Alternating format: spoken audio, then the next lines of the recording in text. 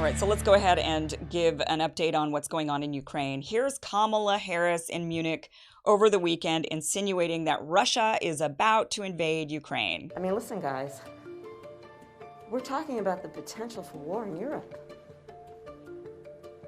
I mean, let's really take a moment to understand the significance of what we're talking about. It's been over 70 years. And through those 70 years, as I mentioned yesterday, there has been peace and security. We are talking about the real possibility of war in Europe. War in Europe, she says, a real possibility that there's going to be war in Europe. Well, okay.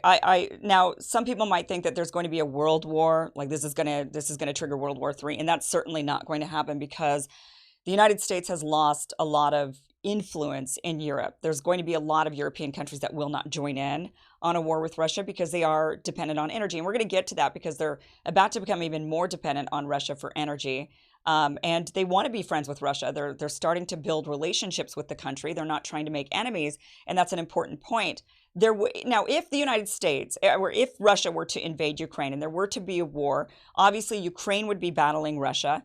Poland would jump in on that. Belarus would be jumping in on the Russian side. The U.S. would be supporting. I don't know if we would send troops or not. It's kind of an open-ended question, but certainly there would potentially be, I suppose, a war in Europe, but it wouldn't be what people are thinking. It wouldn't be like France and Germany and the U.K. joining in and battling it out on the front lines against Russia. I just don't see that happening. But let's go ahead and continue on, and then we'll get more into what the real reason for this war is, or this escalation, what it's really about. The U.S. has not provided any evidence of an attack, yet the Washington Post is reporting that the U.S. has informed the UN that it has credible information showing Moscow compiling lists of Ukrainians to be killed or sent to camps following a military occupation, according to a letter to the UN human rights chief obtained by the Washington Post last night. The letter alleges that Moscow's post-invasion planning would involve torture, forced disappearances, and widespread human suffering. It does not describe the nature of the intelligence that undergirds its assessment. Okay, no evidence. So they're saying, we've got this document. Trust us. We have this document. Human rights abuses, torture, camps, all of the trigger buzzwords that are going to get Americans feeling like we must do something. This is terrible. We can't allow this to happen to people. But again, no evidence. And it's the Washington Post. And we know that they tend to at times be the mouthpiece of the CIA. So until they show us some evidence that there's actually going to be this invasion, that there's going to be these terrible human rights abuses that end up being that end up occurring, you know, I guess choose to believe it if you want to believe it. But speaking to journalists on Monday, Kremlin spokesman Dmitry Peskov denied the letter's claims. Quote, "Do you realize that this is an absolute canard, a lie?" He said. "It's an absolute fiction. There is no such list. It's a fake," Peskov said. So now, according to the author of the letter, the U.S. ambassador to the United Nations, Bathsheba Crocker, says the Russian military's targets would include Russian and Belarusian dissidents in exile in Ukraine, journalists and anti-corruption activists, and vulnerable populations such as religious and ethnic minorities and LGBTQI persons. So, of course, right, they're playing on anybody and everybody that you want to protect. The Russians are coming, and the Russians are going after them. The Russians are these barbaric people, and they're going to be torturing and harming others. So again, meant to pull at your heartstrings, meant to get you to agree to this war, because a lot of people are asking the question, why? Why are we even doing this? Why do we care so much about Ukraine? We have so many problems on our own soil right now. Why? Why would we be trying to defend Ukraine, which is not a NATO nation, against Russia? Good question. They're trying to say because of human rights abuses. Now, David Martin, he's a reporter for CBS News. He says that Putin has ordered Russian forces to invade Ukraine and has a reserve unit following to run an occupation. So after they invade, they're going to run an occupation, according to David Martin at CBS News. And you can see here with this tweet, this man, he says, "I trust him totally." He says Putin has just ordered Russian forces to invade Ukraine in its entirety. So now, look, I don't doubt that there is potentially a plan to go into Donbass. That is the area of Ukraine that has been under a civil war. There's areas of that of Donbass that are not even under Ukrainian control. They haven't been under Ukrainian control for 8 years. It's a civil war. They're declared their own people's republic, and they fight against Ukraine, and they have been for a long time. Now, people in these areas are reporting that they're being shelled by Ukrainian forces. Ukrainian forces say, no, that's not true. It's them. They're shelling at us inside of Ukraine. Doesn't totally make a lot of sense. The people inside of this region in the Donbass, they're trying to hold that area. Why they would shoot out at Ukraine doesn't really make a lot of sense. They're just trying to keep peace and declare their little region its own nation. If they were to shoot out at Ukraine, that would be because Ukraine's either shooting in at them, or it would imply that they're trying to expand deeper into Ukraine, and they haven't been trying to do that at all.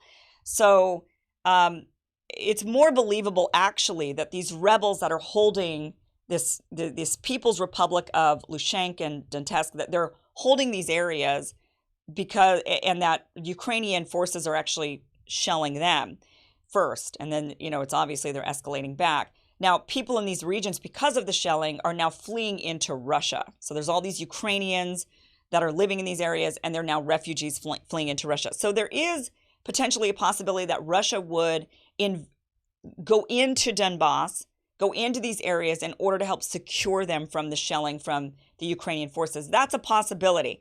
That would absolutely be spun as an invasion, right? Because it's technically inside of Ukraine's borders.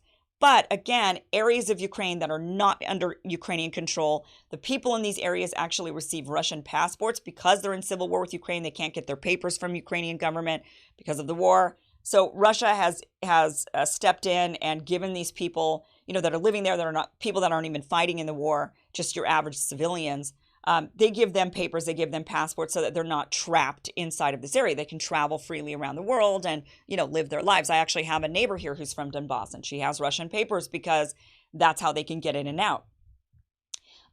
So maybe there is a plan for Putin to go into Donbass. I don't really believe that there is a wide-scale plan for Putin to take all of Ukraine. I just don't see Russia having any desire to take over a country that has a lot of corruption, that needs a lot of money. There's a lot of historical trauma between the two countries. The Ukrainians in particular have a very, very, and for good reason, very bad taste in their mouth about Russians. They do not want to be a part of Russia.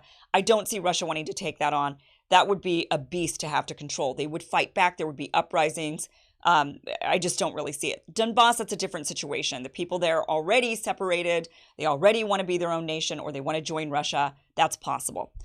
So the Ukrainian government has repeatedly walked back American media, sounding the alarm over an imminent Russian invasion. You can see here, Ukraine's defense minister, Oleksiy, am I saying that right? Oleksiy Reznikov on Sunday said that it is inappropriate to talk about a Russian invasion in the coming days. Reznikov's statement appeared to contradict American press reports, which stated that Russian President Vladimir Putin has officially ordered his commanders to proceed with the military invasion of Ukraine. Reznikov added, that does not mean the risks are low. It does not mean there is no threat. I want to remind our partners that the threat has existed since 2013. So ever since there's been an overthrowing of the government, now remember back in 2013, there was a friendly Russian president in Ukraine. United States staged a coup, forced that president out, did not, claiming that we're all about democracy. We actually thwarted democracy, did not allow that president to finish out his term. Instead, ousted him and put in a pro-Western president, which is Zelensky. Actually, it was somebody prior to Zelensky, but now we continue to maintain pro-Western presidents in the region. So it's been very unstable in Ukraine since that happened, since the overthrowing of their government. That is when Vladimir Putin was able to go in and annex Crimea. A reminder, the people in Crimea wanted to be with Russia. They overwhelmingly supported being with Russia rather than being with Ukraine. So that happened. That's why Obama never went in and said, well, we got to do something about this to save these people. The people didn't want to be saved. Again, if you go in and you try and you do something that people don't want, you're going to see guerrilla warfare. You're going to see uprisings. The Crimean people would have absolutely fought back against NATO forces had NATO forces gone in there and tried to bring Crimea back into the Ukrainian fold. It wouldn't have worked very well. Now, Reznikov stressed that Ukraine's army is ready to meet Russian troops and deter the threats of any attack, and they have been for many, many years. There were some reports that Biden has agreed to meet with Putin in a summit in principle, as long as Russia does not invade Ukraine. The White House released a statement following the news of the summit saying, as the president has repeatedly made clear, we are committed to pursuing diplomacy until the moment an invasion begins, which means if Russia goes into Donbass to help secure those areas that are not under Ukrainian control and haven't been for almost a decade, that would be considered an invasion. I believe the White House is banking on that. I think they are banking on Russia doing this smaller incursion into Donbass. They're going to paint it like, see, they're coming. We told you so. They're coming. And really, this was always a possibility that they would take Donbass. The people in Donbass, it's not as... Now, with Crimea, it was really overwhelming. The people there really wanted to be with Russia. In Donbass, it's not as overwhelming, but it is the majority. But it's more of a slight majority, I would say. But nonetheless, it's always been on the table. But Russia has always said no. The Donbass has been asking over and over and over, hey, come get us, come get us. And Russia says, no, we'll just help you out. We'll do humanitarian aid, probably weapons. They deny it, but they probably do. And passports and other sorts of humanitarian things that the people need. So the Kremlin on Monday said that there was no concrete plan for this summit. And, they're saying, no, we don't really have any plan for this. Now, that summit was arranged by Emmanuel Macron, the French president. He talked to Biden and said, would you meet with Putin? And he talked to Putin and said, would you meet with Biden? And they both said yes, but it's not a concrete summit. It was just like yes, we would meet, possibly. U.S. Secretary of State Antony Blinken and Russian Foreign Minister Lavrov are set to meet Thursday, and during their meeting, they will prepare the substance of the summit, according to a statement from the French government, that Macron will work with all stakeholders to prepare the content of these discussions as well. So there could still be a summit between the two leaders. And of course, this gives Biden the ability to look like he's done something to stop this war. I believe that this is just my opinion, but I believe that the White House knows Russia has no desire to invade all of Ukraine. As I mentioned before, that would be a hot mess for Russia. But I do believe that they understand there is a possibility Russia takes Donbass. And now what the White House has set themselves up for is a win-win situation. Biden needs a win. This is a win-win situation. If Russia does go in and tries to secure those rebel-held areas in Donbass, Biden gets to say, I told you so, they're invading. They're starting with this little area, but they're coming, right? So he gets to look like he's won, he was right, Russia bad.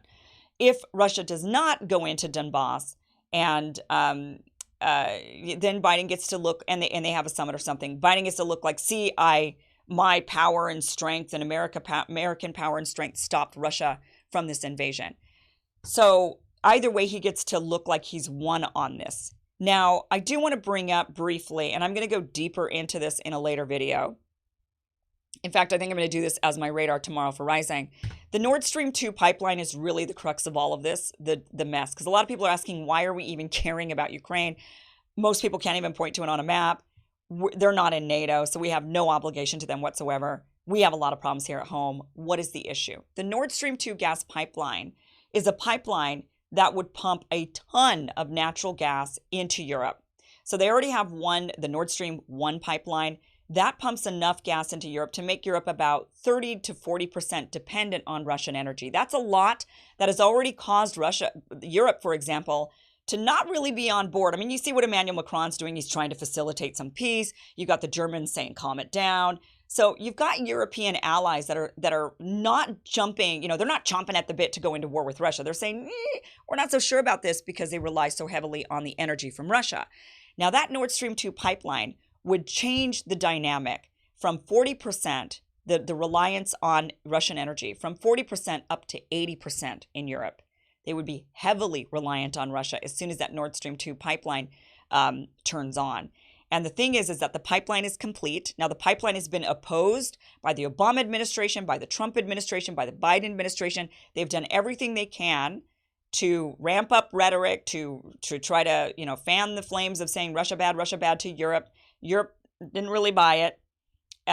Europe has allowed the new pipeline to be built anyway. And the United States says that, okay, fine, but we're going to allow this Nord Stream 2 pipeline to be built. But in the event that Russia is aggressive at all, you have to sanction the pipeline or stop the pipeline, stop getting energy from the pipeline. You have to agree to these things. And Germany actually reluctantly agreed to this. So now the White House is in its last-ditch effort, which is why we're now seeing this really ramped-up escalation of war talk with Ukraine. And that is because the Nord Stream 2 pipeline is complete. It was finished in September, and now it's just being inspected. And as soon as the inspection is over by German and EU authorities, the pipeline turns on. And once that pipeline turns on, that's it.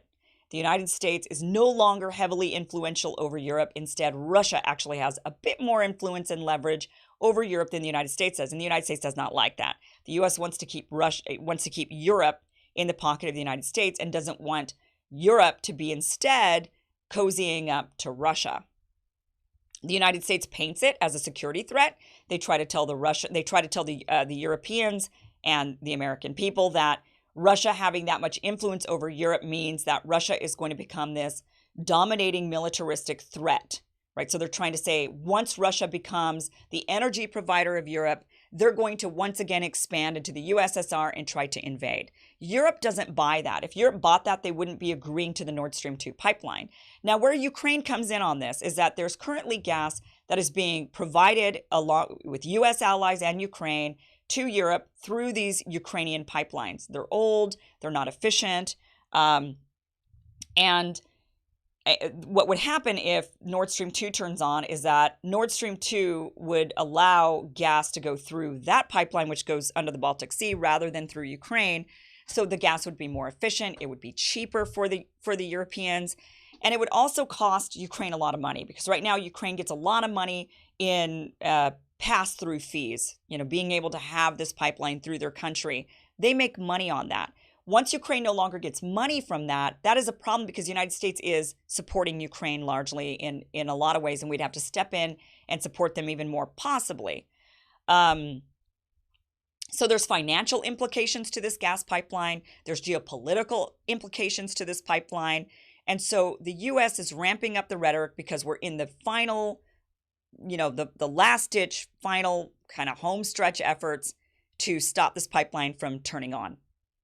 And that is actually really what this is about. So when people are asking, what is this about? It's really about this gas pipeline. And not just because, oil war. It's about the geopolitical, there is some money involved, but it's a geopolitical issue of Russian influence expanding, and the U.S. doesn't really like that. So, because we like to be the big bad bully around the world, right? And we can't. And listen, I am not at all against the United States being one of the strongest or one of the strongest nations in the world. Not saying that I want us to stop this bullying. I would prefer us to not do it through war and picking fights and being bullies. But I definitely don't want another country to be stronger than us. I mean, then you become beholden to them. And we're seeing that happen right now, even with China, because of their financial influence. They were very smart. They, instead of building military bases, they're building relationships, and they're financially dominating. We all know, because, like in this country, who dominates, people with money or people with muscle? It's always the person with money. And China's doing it that way. The United States continues to do it through military might. It worked in the past. It's not working as well anymore. They know that once Russia has this influence over Europe, all bets are off. So that is really what this is boiling down to.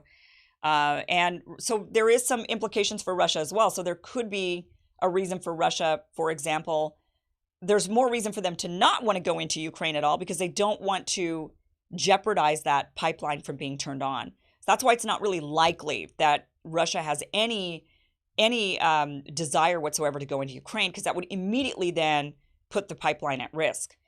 However, if the U.S. continues to aggravate and continues to shell the Donbass region and continues to then cause refugees to flee into Russia, that's a problem for Russia, right? So Russia has to weigh it out.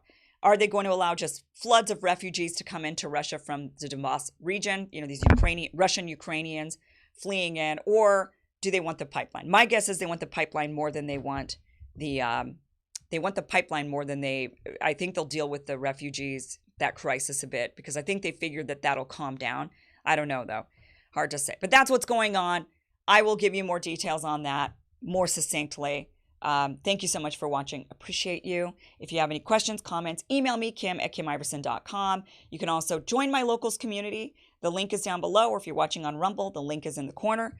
You can also follow me on Rockfin. You can watch the show there as well. A lot of other great independent creators are on Rockfin. So you can go there also. Anyway, all right. Thanks for watching. See you later.